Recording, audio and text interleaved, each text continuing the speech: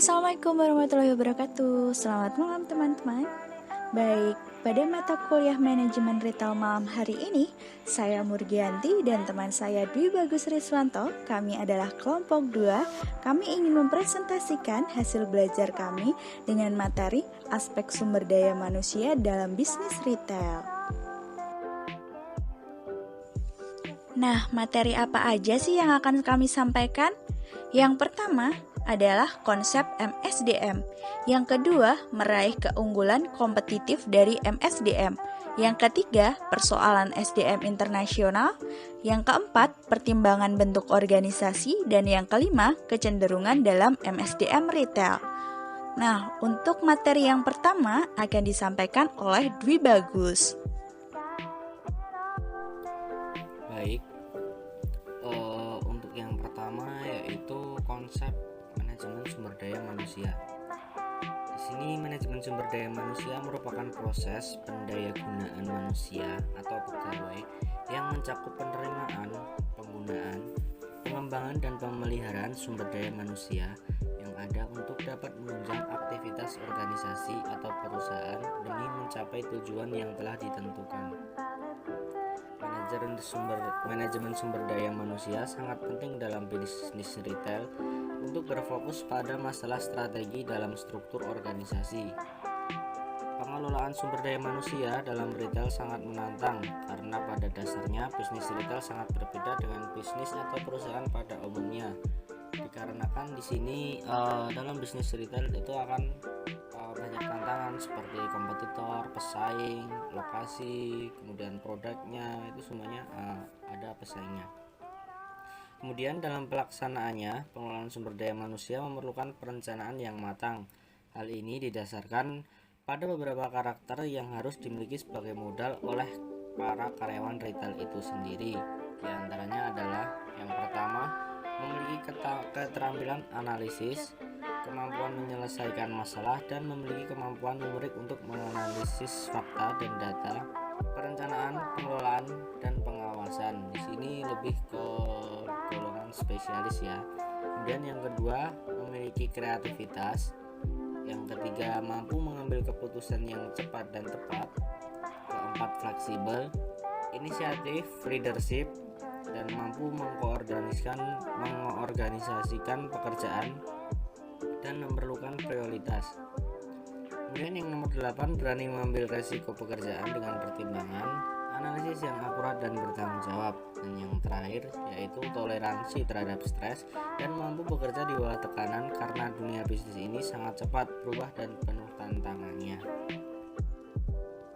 Baik teman-teman, melanjutkan materi bab 4 aspek sumber daya manusia dalam bisnis retail.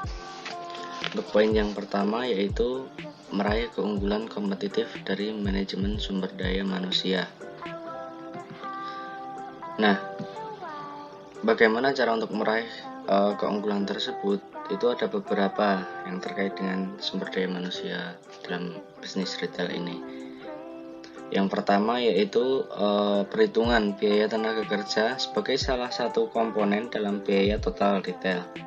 Oleh karena itu, mengelola karyawan yang efektif dapat menghasilkan keuntungan dalam penghematan biaya total retail.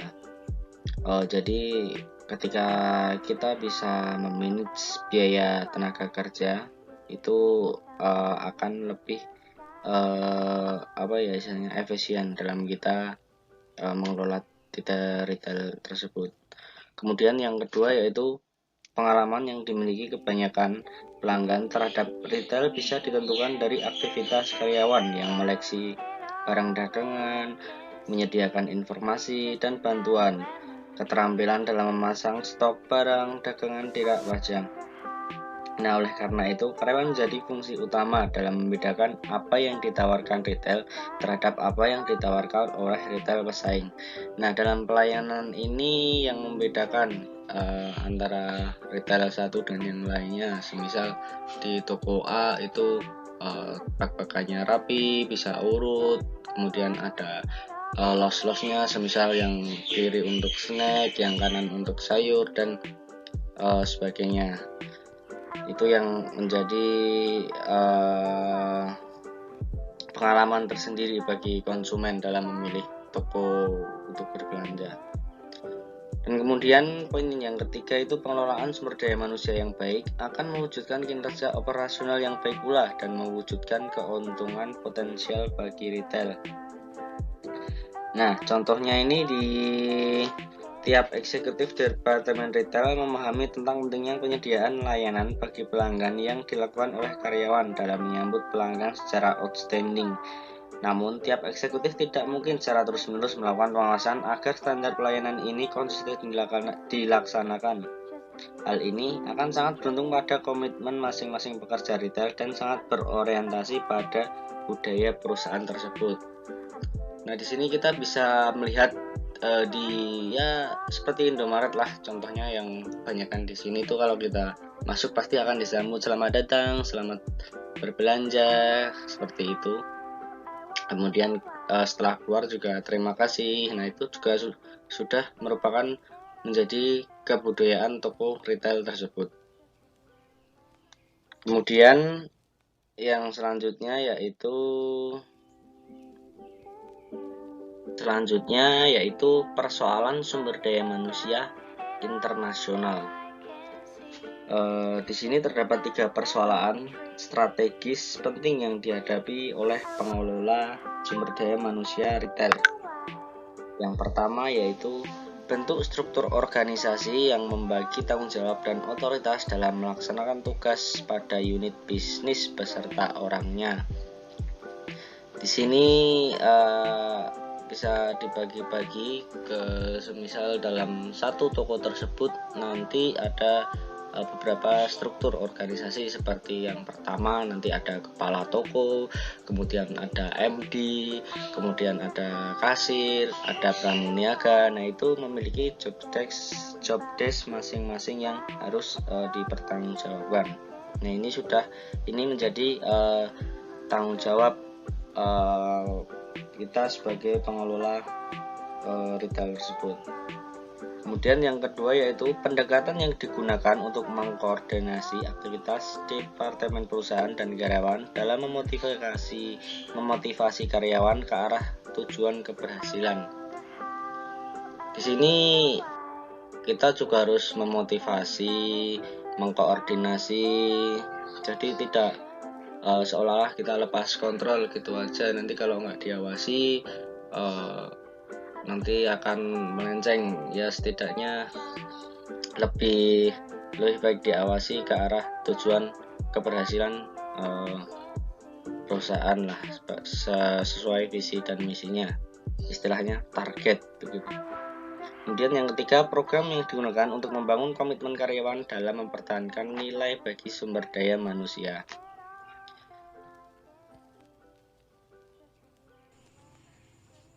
Materi selanjutnya adalah pertimbangan bentuk organisasi. Jadi, ketika tugas telah diidentifikasikan, kemudian retail mengelompokkan pekerja untuk ditugaskan dan mempertimbangkan hal-hal sebagai berikut. Yang pertama adalah spesialisasi. Jadi, spesialisasi itu memfokuskan karyawan pada satuan aktivitas yang terbatas sehingga memungkinkan karyawan untuk mengembangkan keahlian dan meningkatkan produktivitasnya. Contohnya kasir. Nah, sebagai kasir ini dia harus memiliki keahlian dan pengalaman yang berbeda dibandingkan dengan posisi pekerjaan sebagai pelayan toko dan juga posisi misalnya sebagai satpam. Nah, untuk itu pebisnis retail perlu menyusun struktur organisasi retail berdasarkan kebutuhan spesialisasi pekerja yang dibutuhkan untuk mendukung operasional perusahaannya. Yang kedua adalah menyelaraskan struktur organisasi dengan strategi retail.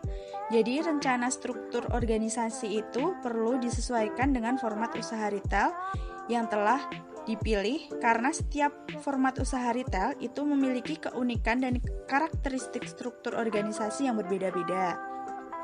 Contohnya adalah struktur organisasi bisnis restoran tentunya tidak sama dengan struktur organisasi bisnis minimarket ataupun dengan format usaha retail department store dan sebagainya. Pebisnis retail perlu memahami pola format usaha retail sehingga dapat menyusun dan mengembangkan struktur organisasi yang sesuai. Yang ketiga adalah modal dan skala usaha. Jadi untuk modal dan skala usaha ini aspek permodalan dan skala usaha juga turut menentukan bentuk struktur organisasi. Apabila pebisnis retail baru saja merintis usaha dan dengan modal yang terbatas, maka dibutuhkan struktur organisasi yang sederhana dan tidak sekomprehensif struktur organisasi pada perusahaan retail yang sudah mapan atau berskala besar. Jadi bentuk struktur organisasi ini bersifat fleksibel dan bisa berkembang menyesuaikan dengan perkembangan skala perusahaan. Materi yang terakhir adalah kecenderungan dalam manajemen sumber daya manusia retail. Terdapat 3 kecenderungan. Yang pertama adalah mengatur perbedaan. Ini merupakan suatu aktivitas manajemen sumber daya manusia yang tersedia untuk mewujudkan gugus kerja yang berbeda-beda. Latar belakang budaya dan ras pelanggan itu kan berbeda-beda. Nah, ini memerlukan staf manajemen yang cocok untuk mengatasi keanekaragaman pangsa pasar mereka. Nah, sebaiknya perusahaan juga memberikan pelatihan keanekaragaman itu untuk karyawannya dengan misalnya mengajarkan bagaimana kultur berbeda satu dengan yang lain antar karyawan dan bagaimana karyawan untuk tetap bisa bekerja sama. Kemudian membangun kemampuan yang dimiliki oleh setiap karyawannya. Kecenderungan yang kedua adalah masalah kebijakan dan hukum dalam manajemen sumber daya manusia. Ini biasanya masalah hukum dan undang-undang utama yang ada dalam manajemen karyawan retail. Di antaranya adalah kesempatan yang sama di setiap karyawan. Tujuannya adalah untuk melindungi karyawan dari diskriminasi yang tidak wajar di tempat kerja.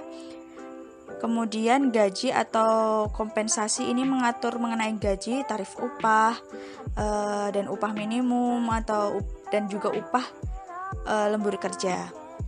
Kemudian hubungan ketenagakerjaan ini menjelaskan bagaimana serikat pekerja dapat dibentuk dan mengatur hubungan antara perusahaan dan serikat pekerja. Kemudian keselamatan dan kesehatan karyawan. Jadi perusahaan harus melindungi keselamatan dan kesehatan karyawannya. Kemudian pelecehan seksual ini meliputi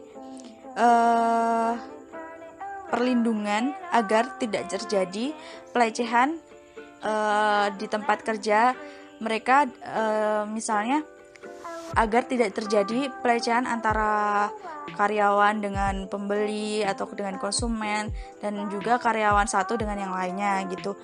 Kemudian adalah privasi kerja, ini melindungi karyawan untuk memberikan privasi pada karyawan itu dari pemilik perusahaan.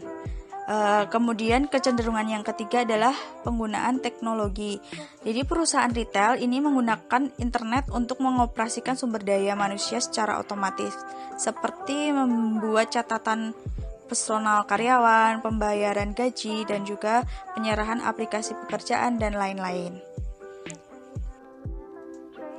Nah, semua materi sudah coba kami jelaskan ya teman-teman. Semoga apa yang kami sampaikan dapat membantu kalian. Akhir salam, wassalamualaikum warahmatullahi wabarakatuh.